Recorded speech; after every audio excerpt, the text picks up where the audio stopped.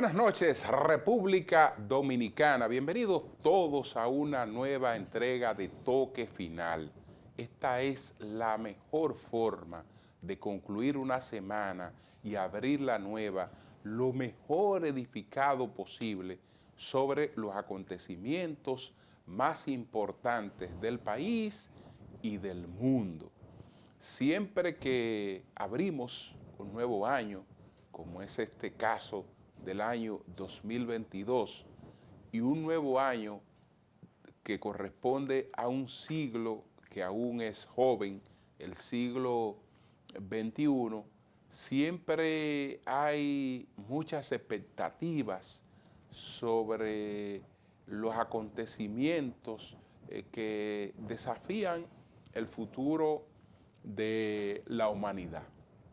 Esos acontecimientos siguen siendo los mismos que hemos tenido como factores amenazantes desde hace tiempo. Tenemos, como lo describe por ejemplo Noam Chomsky, las amenazas del exterminio nuclear, por ejemplo, que la tenemos desde hace decenios, la posibilidad de que un enfrentamiento, una posible guerra mundial tenga este componente con los armamentos nucleares y se produzca prácticamente una extinción de gran parte de la humanidad por la vía de un conflicto nuclear. Eso que luce muy lejos y como se ha hablado tanto de eso, ya no lo creemos, pero cuando se nos presentan casos como este de un posible ataque de Rusia a Ucrania, con todas las consecuencias que eso pueda arrastrar, porque ya ha advertido Estados Unidos y Europa que eso acarrearía graves consecuencias. Ya lo han advertido a Rusia. Pero esa podría ser la oportunidad que aprovechara China para decir, bueno, voy a hacer lo propio con Taiwán y atacar a Taiwán y terminar pues con todo el conflicto que tiene en ese mar meridional de China.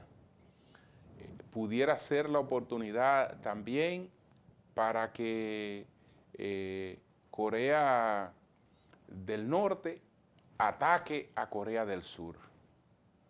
Pudiera ser la oportunidad también para que los enemigos de Israel entonces ataquen a Israel.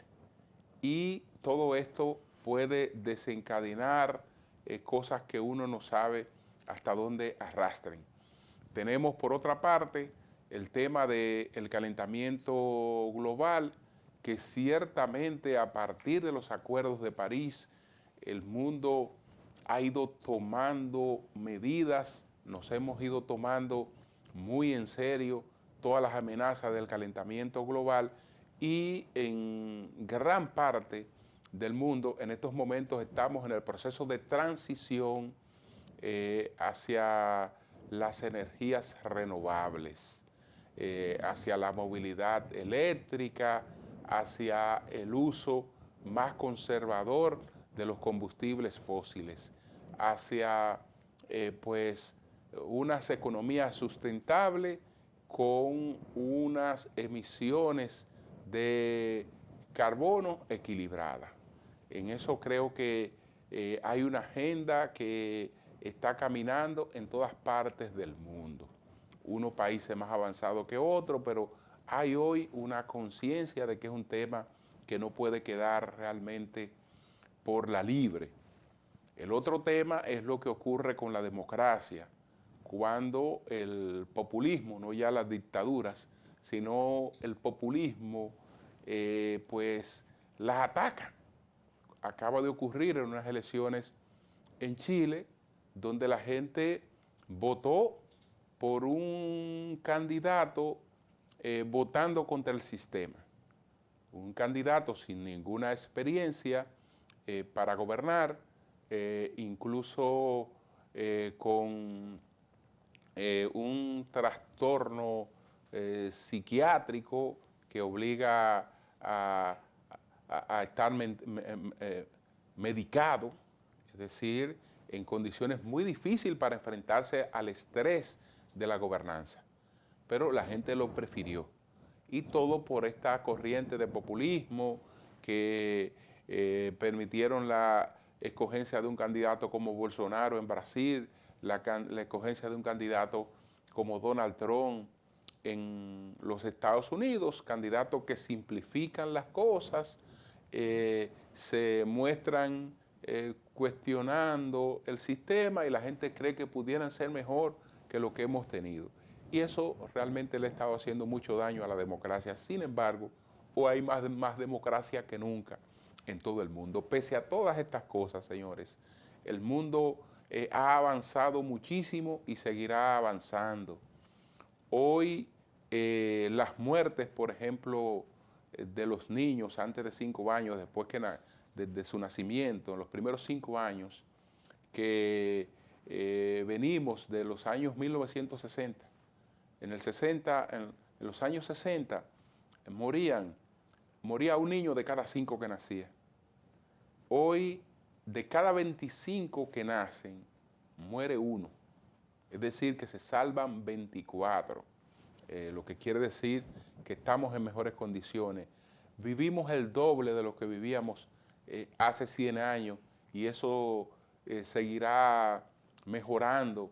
Las brechas también en las condiciones de vida han ido cambiando y uno espera que toda la tecnología, que todo el desarrollo de las cosas que los hombres pues viven haciendo, siga mejorando la calidad de vida de la gente. Nuestro mensaje para todos, a cuidar la salud en este año 2022, a relanzar nuestros planes. No hay razones, señores, para que asumamos un 2022 con pesimismo.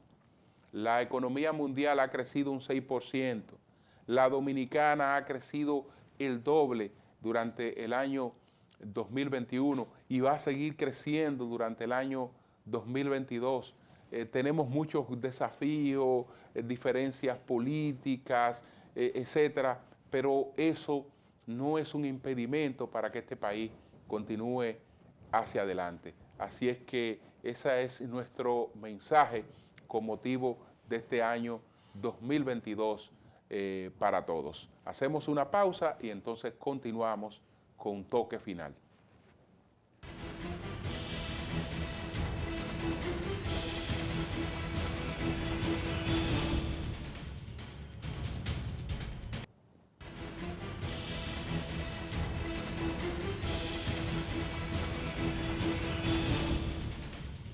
Bueno, señores, quiero lamentar la partida de un gran amigo, un hombre que tuvimos la oportunidad de tratar, el doctor Eduardo Yermenos, ese distinguido neurólogo dominicano.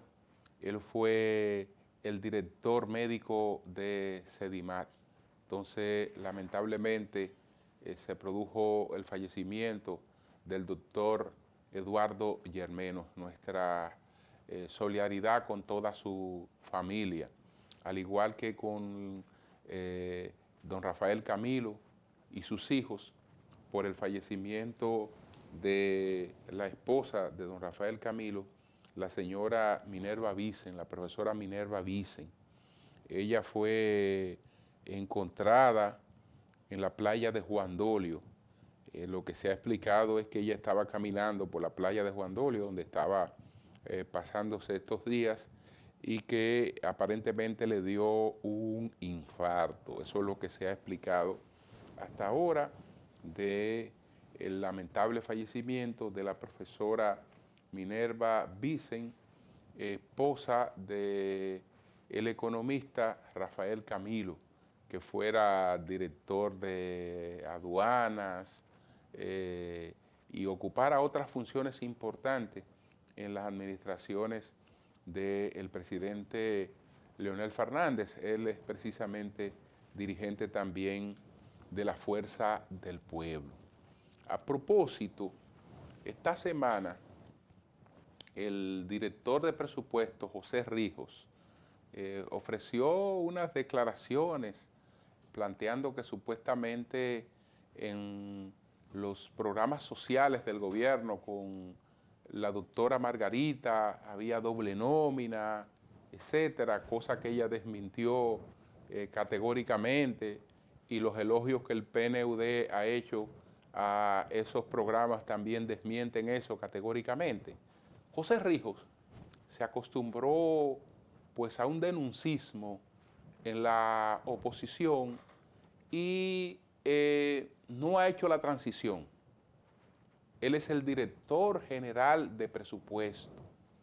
Esa es una posición que tiene las funciones esenciales de ayudar al presidente en la gobernanza, a que el gobierno opere bien, opere correctamente, opere con eficiencia. Un director de presupuesto no está para este tipo de cosas que incluso le ha causado problemas al propio gobierno, porque este fue el caballero que se le ocurrió el absurdo de que supuestamente el gobierno tenía planes de vender las presas a EGI, que genera energía hidráulica. Entonces, eso es un absurdo. El gobierno nunca pensó eso y el gobierno tuvo que desmentir a su propio director de presupuesto. Lo que quiere decir que, así como lo hacía en la oposición, en el gobierno está cuidando poco lo que dice y hasta el mismo gobierno ha tenido que desmentirlo categóricamente. Y no se ha acogido todavía a la solemnidad de las nuevas funciones que tiene, a la rigurosidad de esas nuevas funciones, al carácter de Estado, el carácter de Estado de esas nuevas funciones. Todavía como que no ha asumido ese traje, y por eso lo vemos a veces con estas pifias que son totalmente pues innecesarias. Pero bueno, señores, pasando a otro tema, yo creo que el presidente está claro. No hay necesidad de que estemos pensando en confinamiento, como él lo dijo. Incluso, varios empresarios y gente que tiene pequeños negocios se ha quejado porque algunos médicos le están dando licencia de 15 días a una persona que está positiva de Omicron, por ejemplo, cuando eso en 5 días Estados Unidos ha dado como máximo. Incluso incluye los 2 días que la persona tenía con la situación. Nosotros no podemos paralizar la actividad productiva porque ya sabemos que esta cepa hasta ahora, y sobre todo si la gente está vacunada, los síntomas son muy leves, señores.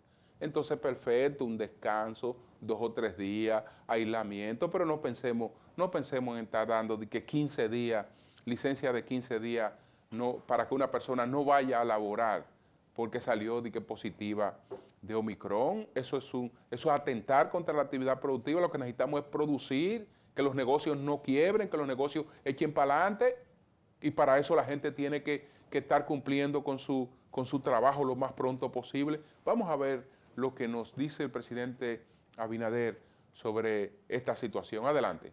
Todas las medidas para asegurar que podamos tener un país con una salud segura, pero al mismo tiempo que podamos continuar con nuestra economía. A los que hablan de confinamiento y de volver atrás, eso es imposible. No hay las condiciones, ni hay tampoco la necesidad en ese sentido.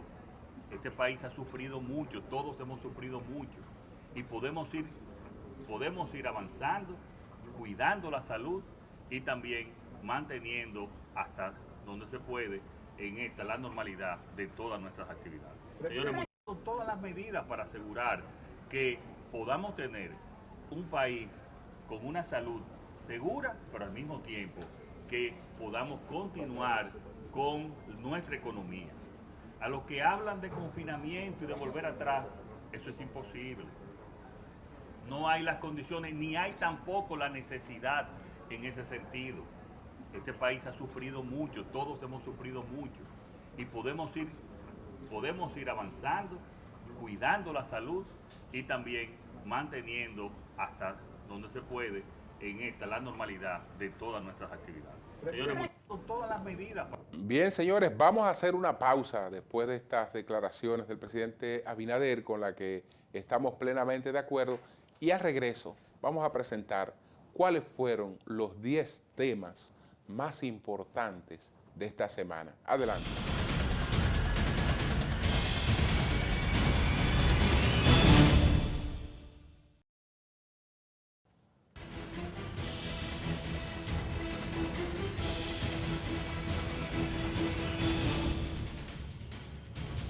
Bien, señores, vamos a presentar cuáles fueron los 10 temas más importantes de esta primera semana del año 2022. Adelante.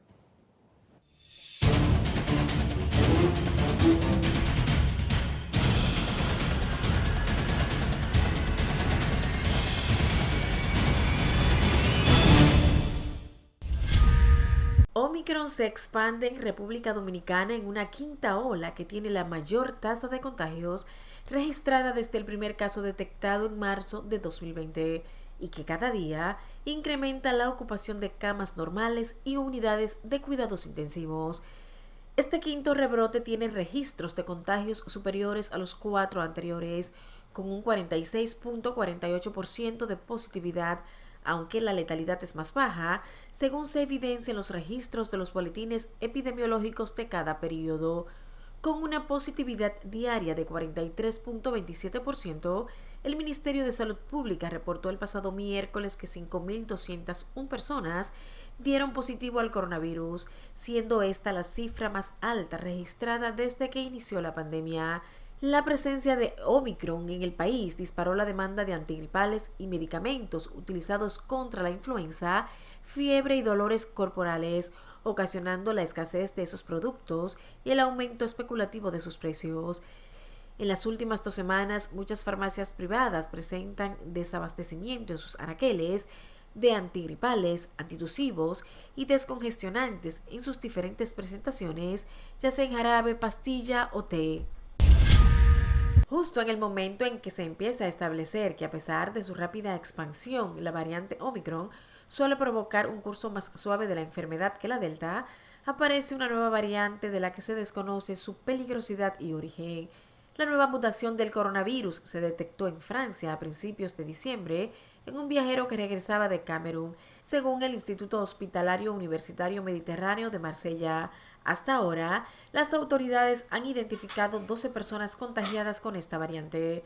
Esta variante contiene 46 mutaciones, es decir, todavía más que Omicron. Es una de las 2 derivadas del AVE 1.640 que se había localizado a finales de septiembre en la República del Congo.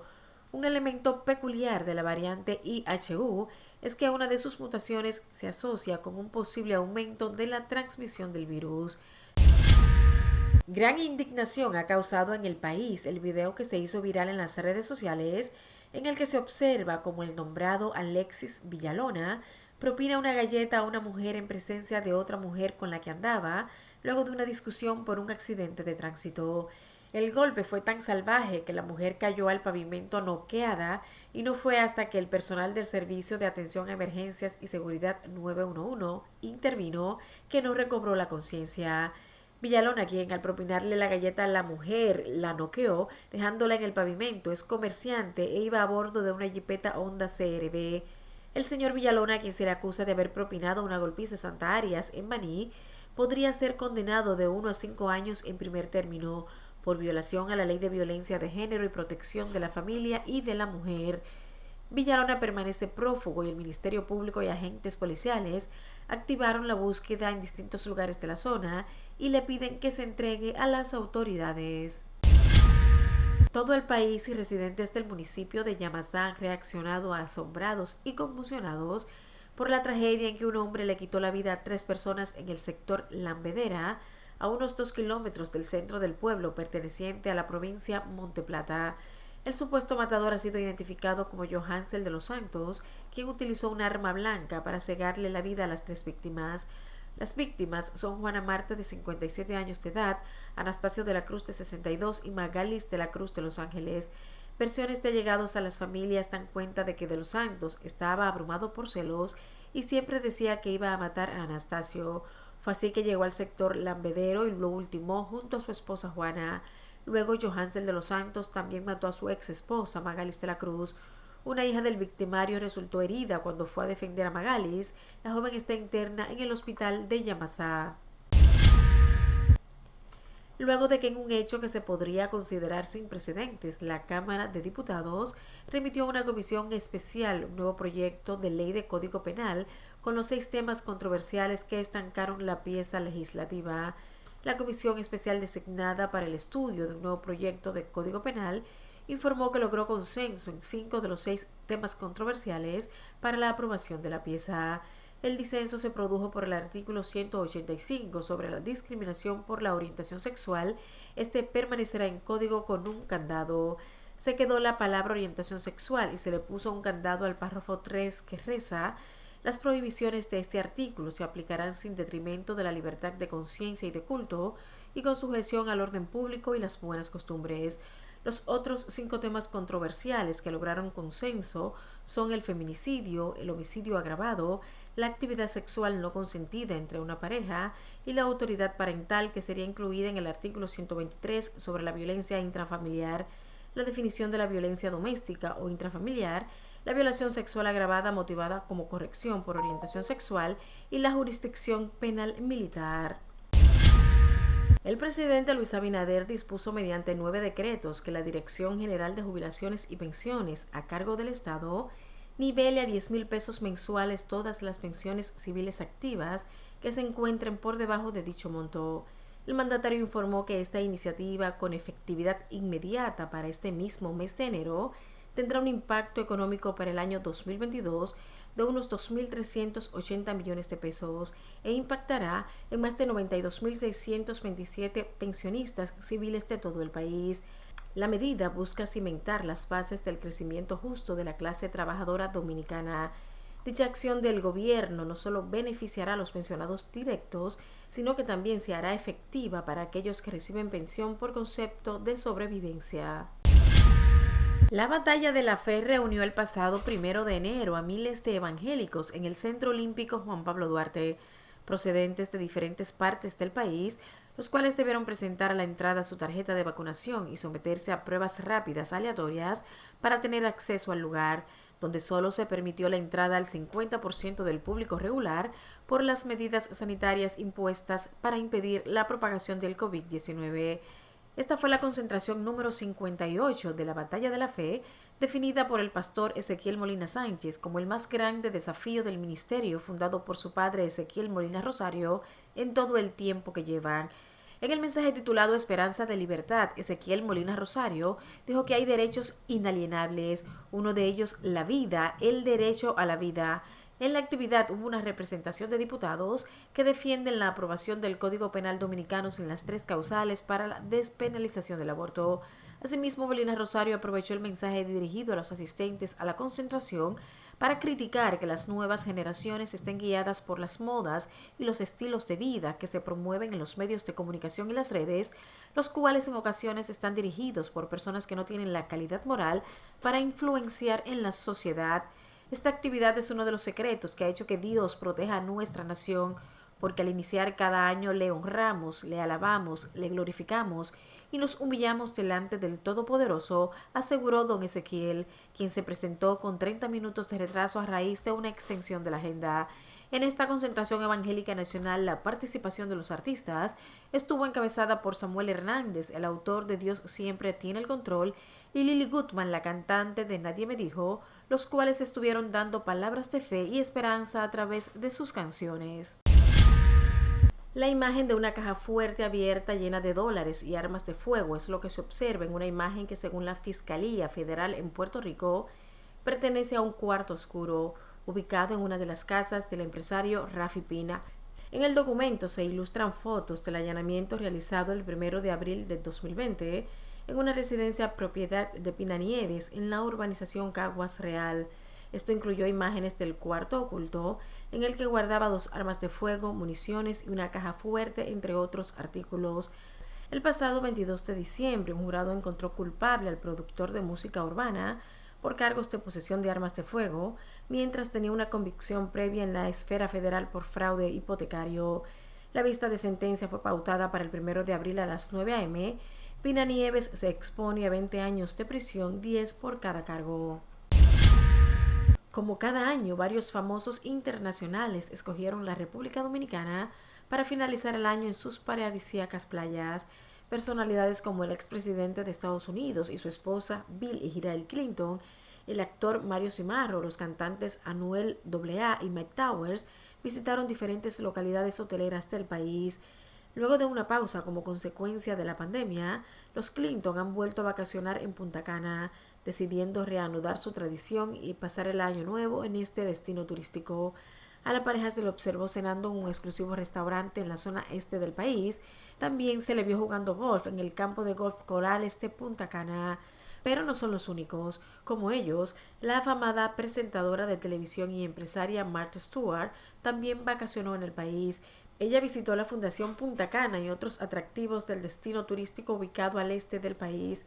También tuvieron una breve estadía en nuestro país el actor Mario Cimarro y la actriz Jackie Bracamontes, quienes estuvieron disfrutando de las paradisíacas playas de Puerto Plata como parte de la travesía de Odyssey of the Seas, considerado uno de los barcos más grandes del mundo. El género urbano no se quedó atrás y al país llegaron los cantantes Anuel AA, Ozuna y Mike Towers. A ellos se les vio gozando de lo lindo en una de las localidades hoteleras del país del Caribe que reciben más visitantes al año. Finalmente, David Ortiz encabeza las votaciones al aparecer en 100 boletas para un 81.3%. Necesita el sufragio de otros 194 escritores para terminar con el mínimo del 75% y así convertirse, entre otras hazañas, en el primer bateador designado como posición principal en su carrera que alcanza la cúspide en su primer año en la boleta. Cuando ya se han dado a conocer las boletas de los miembros de la Asociación de Escritores de Béisbol de los Estados Unidos, se puede decir que el toletero dominicano lleva un muy buen ritmo. Se recuerda que un pelotero es exaltado al Salón de la Fama de Cooperstown cuando aparece en al menos un 75% de los votos. Ortiz pegó 541 cuadrangulares en su carrera de 20 años con los Mellizos de Minnesota y Medias Rojas de Boston.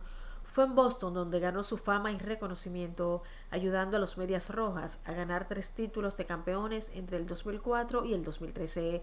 Ortiz se uniría a Juan Marichal, Pedro Martínez y Vladimir Guerrero como los únicos jugadores dominicanos ingresados al Salón de la Fama de Cooperstown. El voto final será anunciado el 25 de enero.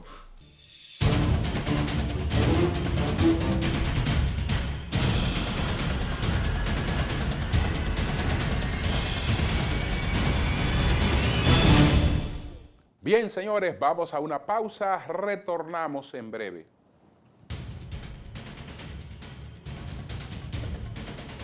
Ahora que voy a pedir lo de Rusia.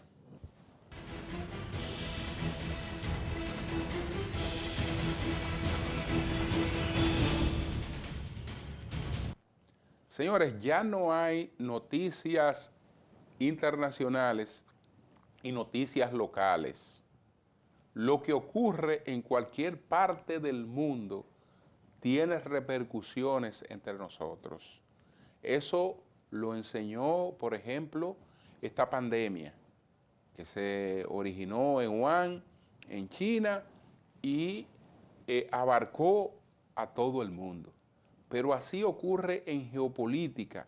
Cualquier cosa que ocurra en cualquier parte del mundo se repercute en la comida en la República Dominicana. Porque si se encarecen por conflicto los precios del petróleo, comemos más caro. Comemos más caro. Si por los conflictos los barcos no pueden llegar con los suministros de todas las cosas que traemos del exterior, entonces hay escaseces y hay encarecimiento. Por eso cualquier conflicto que se presente en el mundo merece la atención de nosotros. Y esto que está ocurriendo, por ejemplo, con esta amenaza de los rusos de atacar a Ucrania o de invadir a Ucrania, pudiera desatar un conflicto de consecuencias que pudieran irse de control. Para comprender un poco esta situación, vamos a presentar una historia que hace El Confidencial, que está esta historia a cargo de Ernesto Torrico. Y yo he visto historia, he leído mucho sobre este conflicto y he aquí donde he encontrado la forma más clara, una de las formas más claras y sencillas de entenderlo. ¿Por qué está ocurriendo esto? Vamos a presentar este documental de El Confidencial que está en el YouTube del Confidencial. Adelante. La guerra de Ucrania se vuelve a calentar peligrosamente. En los últimos días, se calcula que Rusia ha desplegado unos 25.000 soldados, varios grupos tácticos y tanques en su frontera con la región del Donbass ucraniano, sumando así casi 100.000 efectivos repartidos entre la frontera y la península de Crimea. A estos efectivos se les va a añadir además, en breve, unos 15 buques de guerra que ya se dirigen al Mar Negro. Todo esto significa la mayor escalada militar de los últimos años de este conflicto, y llega justo tras la muerte de varios soldados ucranianos en uno de los intercambios de artillería más potentes que se recuerdan. Y aunque desde Rusia parece que quieren asegurar que estos movimientos son solo maniobras rutinarias, también lanza mensajes que suenan algo menos apaciguadores. Военные в большинстве своем понимают просто пагубность любых действий по развязыванию горячего конфликта.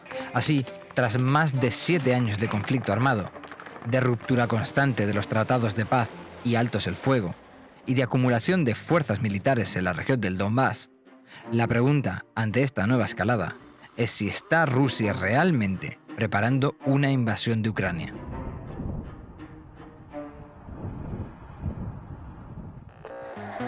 Tras su independencia de la Unión Soviética en 1991, Ucrania siempre quiso tender puentes hacia su frontera occidental y mejorar su relación con Europa, algo que le ha separado siempre de Rusia y le ha hecho estar considerada una amenaza para sus intereses. El actual conflicto tiene su origen precisamente en estas divergencias. Hace más de 7 años, en 2013, arrancaron las protestas de las mayorías sociales de Kiev contra el entonces presidente prorruso Víktor Yanukovych y su decisión de frenar la entrada de Ucrania en la Unión Europea, plegándose claramente así a los intereses del Kremlin.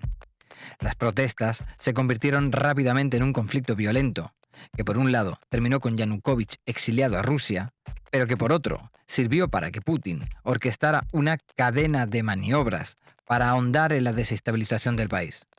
En marzo, la península de Crimea aprobaba por referéndum abandonar Ucrania y pasar a ser territorio satélite de Rusia.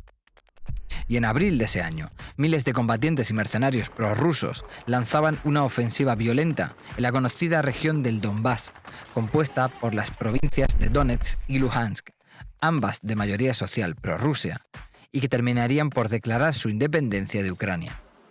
Desde entonces, las tensiones no han parado de fluctuar y de acumular víctimas mortales y de crear refugiados. Y todo a pesar de la firma en 2015 de los llamados acuerdos de Minsk II, cuando Francia y Alemania consiguieron sentar en la mesa a Rusia y Ucrania para pactar un alto el fuego y una ruta de salida al choque, en la que se incluían la salida de las fuerzas irregulares y mercenarios del Donbass y la celebración de elecciones plebiscitarias en las 2 regiones invadidas. Pero el acuerdo pronto fue papel mojado, y desde entonces la dinámica ha sido la desconfianza, las presiones y el intercambio de disparos en el frente. En 2018, el entonces presidente Petro Poroshenko prohibió la entrada a Ucrania a todos los varones rusos entre las edades de 15 a 60 años, en un intento por evitar infiltraciones rusas. Además, pidió ayuda formal a la OTAN, en forma de buques de guerra que aseguraran la libre circulación en el mar de Azov, bajo control de la Armada rusa tras la independencia de Crimea. La cosa pareció mejorar en diciembre de 2019, cuando el recién nombrado presidente Volodymyr Zelensky prometía en su campaña terminar con la guerra en el Donbass. Incluso llegó a decir que se arrodillaría ante Putin si eso servía para frenar el conflicto. Pero meses después se dio cuenta de que salir del status quo del conflicto sería muy difícil, y la situación siguió sin moverse, a pesar del armisticio firmado a mediados de 2020 y que produjo una desescalada bastante notable del conflicto. Si bien en marzo de 2021, de nuevo se volvieron a intensificar los ataques de artillería de los separatistas prorrusos contra el bando ucraniano, lo que junto al enorme despliegue de tropas de Rusia está levantando las peores sospechas, a pesar de que el Kremlin sigue negando su interés en avivar una guerra total sobre su vecino. Y esto último es algo que para algunos expertos podría ser verdad. Algunos creen que en medio de la mayor crisis sanitaria en décadas, Vladimir Putin estaría testando el apetito por el conflicto de la nueva administración de Joe Biden, quien nada más llegar a la Casa Blanca llamó abiertamente asesino al presidente de Rusia. Vladimir Putin, you think he's a killer? I do. So what price must he pay? The price he's going to pay, well, you'll see shortly. Sin embargo, otros expertos apuntan a que la reciente propaganda vertida en las televisiones rusas, donde se afirma que Ucrania estaría preparando un genocidio contra la población prorrusa en el Donbass, podría significar, precisamente, que Rusia estaría pensando en entrar en Ucrania a pacificar este supuesto genocidio y, de paso, hacer efectiva la anexión definitiva de las regiones separatistas. Washington ya ha mandado 2 barcos al Mar Negro con un mensaje claro a Putin. El apoyo de Estados Unidos a Ucrania es incondicional. Mientras, Rusia sigue elevando el tono y buscando un posible pretexto, y Kiev asegura estar lista para una guerra abierta con su vecino mayor. Y cuanto más fuertes suenan los tambores de guerra, cada vez es más fácil que un error de cálculo desemboque en un nuevo conflicto en el flanco este del continente europeo. Bien, señores, después de esta interesantísima historia de todo lo que está detrás de este conflicto que puede desatar una guerra, hasta una guerra mundial, pues vamos a una pausa y al retorno entonces volvemos a la pandemia, volvemos al Omicron y vamos a conversar en las 3 preguntas con la presidenta de la Sociedad Dominicana de Infectología, que es la doctora Clevi Pérez, a la que nuestro equipo, la doctora Clevi Pérez Sánchez, le formuló las 3 preguntas. Adelante.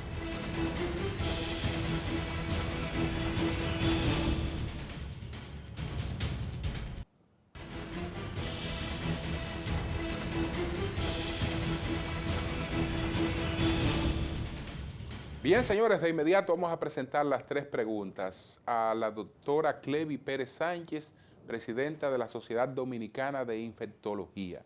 Adelante.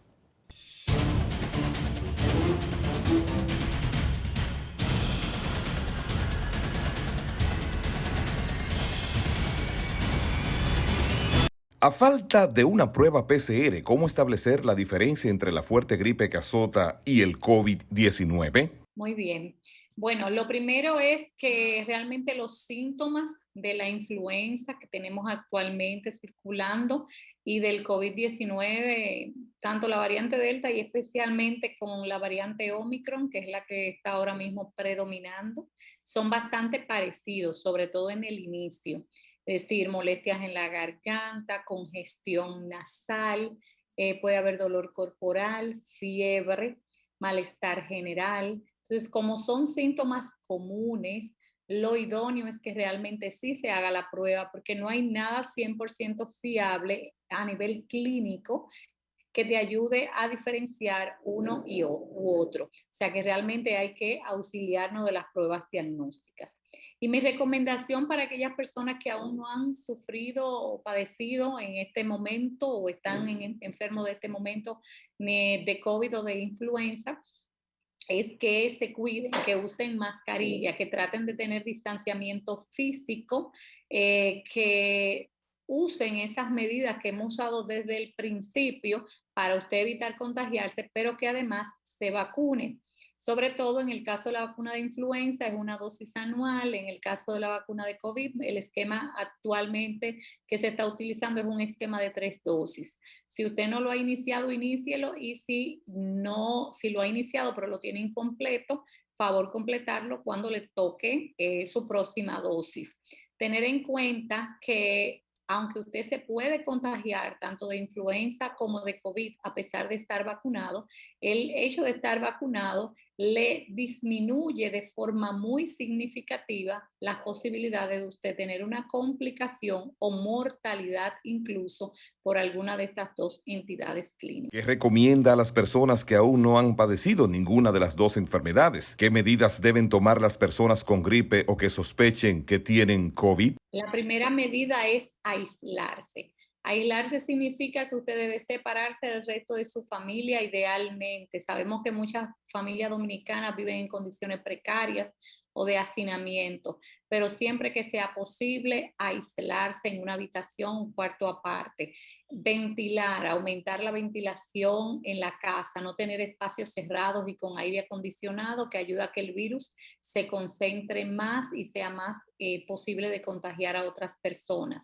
El uso de mascarilla, el uso correcto, que cubra la nariz y la boca y que no deje espacios abiertos. Idealmente una mascarilla KN95 o N95.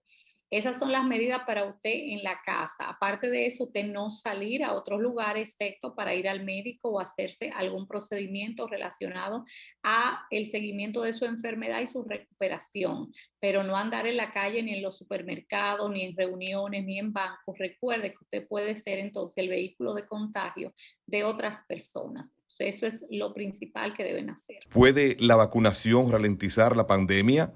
¿Por qué la vacuna del COVID, si bien es cierto que atenúa el ataque del virus, no evita su propagación como ocurre con otras inoculaciones? Muy bien.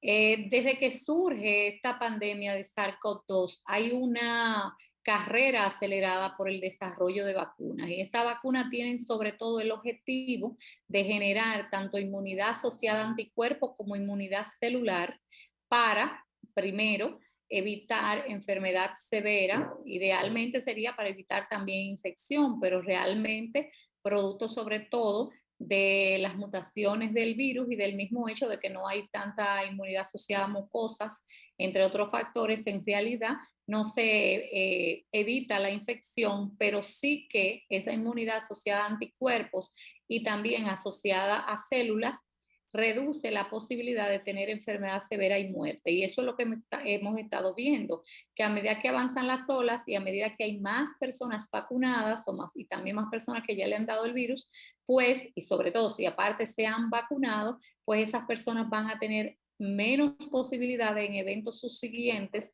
de tener enfermedad grave y muerte. Entonces, eso es la importancia de las vacunas que tenemos actualmente disponibles. Hay que decir que hay muchos otros candidatos vacunales en investigación, incluso algunos de ellos que son bastante prometedores en el aspecto de ser más eficientes en reducir posibles reinfecciones, pero las vacunas que tenemos actualmente son sobre todo orientadas a disminuir hospitalización y mortalidad por COVID.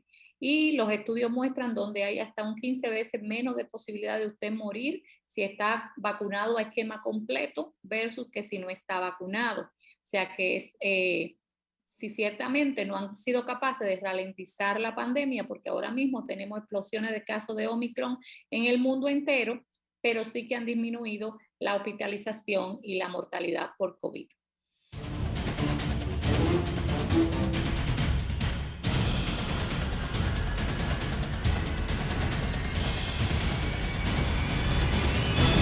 Bien, señores, vamos a una pausa, retornamos en breve.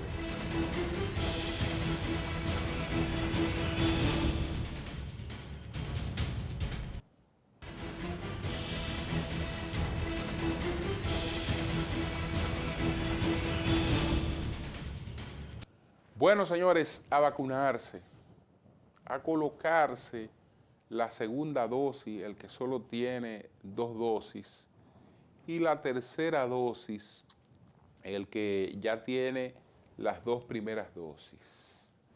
Me han colocado un meme porque cuando se planteó lo de la tercera dosis, en medio de la campaña hacia la segunda dosis, yo consideré que era inadecuado, que eso era un error, que teníamos que concentrarnos en la segunda dosis y esperar mayor información científica para la tercera dosis.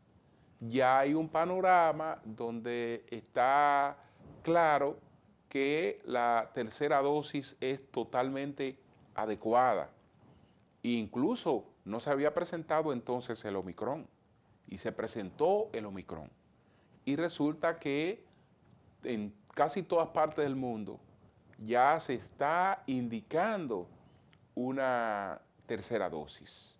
Entonces, si los acontecimientos cambian, si las cosas son distintas, usted no tiene por qué mantener una posición frente a unos hechos que le están diciendo que hay un panorama que está planteando otra cosa.